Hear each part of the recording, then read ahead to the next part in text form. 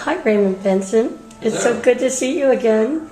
We've been hanging out for 6 years here at Thrillerfest, and I wanted to talk to you because you have a new book coming out in September. September 5th is the release date. Excellent. And I haven't had a chance to read it yet. It is literally waiting on my Kindle to be read. But I read the opening of the book, and I told you I put the cover up and I put the opening lines of it up because I thought, this is so clever. Tell me what this book is about.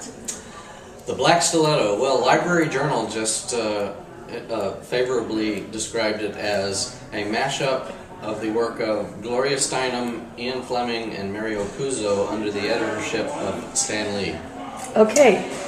So that'll kind of give you an idea of what it is. I don't know that gives me much. I mean, that's like a lot of influences. In fact, that's almost daunting. But I mean, I think I have a slight grasp of the premise because, as I said, I loved the opening. I can't even remember the exact words. I could pull them up on my Kindle, but it was like... my mother was the legendary masked avenger known as the Black Stiletto. Yeah, I've been her son for 48 years. I knew she had some secrets, but... Yeah, exactly. So I just thought that was so awesome. So the son finds out, and I guess it's two parallel stories. One that takes place in the past, and one in the present.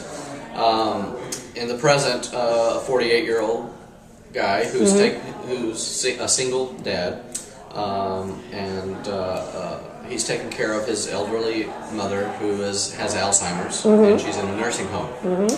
And he discovers she had left him a strong box that was to be given to him at a certain time if she became incapacitated. Okay. Inside the strong box is the evidence that she was the Black Stiletto.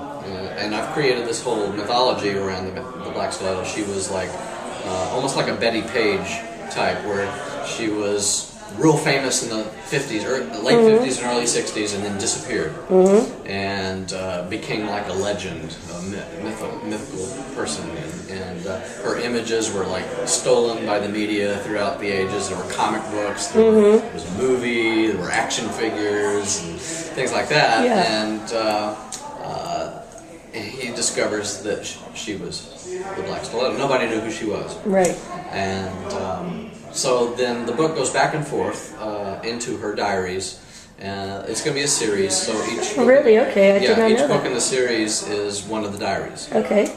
And in the present, he's dealing not only with this new knowledge and what he can do with it, but also with a rebellious teenage daughter, and dealing with a very, very famous woman who has Alzheimer's. So it's a family story. Very much so. It's a superhero story. Well, she doesn't have superpowers, but it's a costume vigilante. Yeah, exactly. It has crimes in it. She's a crime fighter, so it's got spy stuff. It's got mafia stuff. So that quote is beginning to come better into frame. It's a love story. It's and it's very much a feminist story. Yeah, well, this seems like it could have huge appeal across genders. Well, that's what I was going for. Well, that's a good thing. But I mean, it's also kind of funny because I know you're probably best known for writing James Bond novels. Yes. And I know you've also written, like these Halo, what? Some video game novels. Exactly. I don't really, that's Tom Clancy's Splinter Cell did 2 of those. Okay. I did Metal Gear Solid, and my most recent one was Homefront. Okay. That I co-wrote with John Milius. All right. So this is kind of a departure for you, would you say? Well, in many ways, I think my original thrillers, they all have female protagonists. Really? Why is that? I don't know. I like writing for women. That's nice. Sweeties, Diamonds, Space Blind, Evil Hours, they're all female protagonists. Do you find it challenging? I mean, I guess you don't. No, I don't. Well, I mean, what makes you feel comfortable about that? Do you have I just sisters? bring out my feminine side, I guess. Yeah, that's funny. Well, I had to write the Black Stiletto. It's her diary, and she's writing it when she's 20, 21.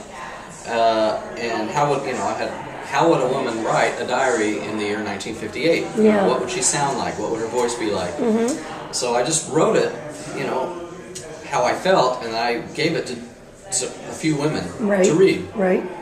And I don't know if you know Tasha Alexander. I do. Tasha Alexander was one of my early readers, and she said, "You nailed the way women write in their diaries." Really? Nailed it. If I hadn't known you had written it, I would have thought a woman wrote it. Mm-hmm. I went, Well, that's always nice feedback. Yeah. Excellent. And so there's actually 3 voices through the novel. There's the sons, Okay. there's the Black Stilettos, Yeah. and then there's a third character, which I'm not going to mention, Okay. it's a surprise, who has his own little narration going.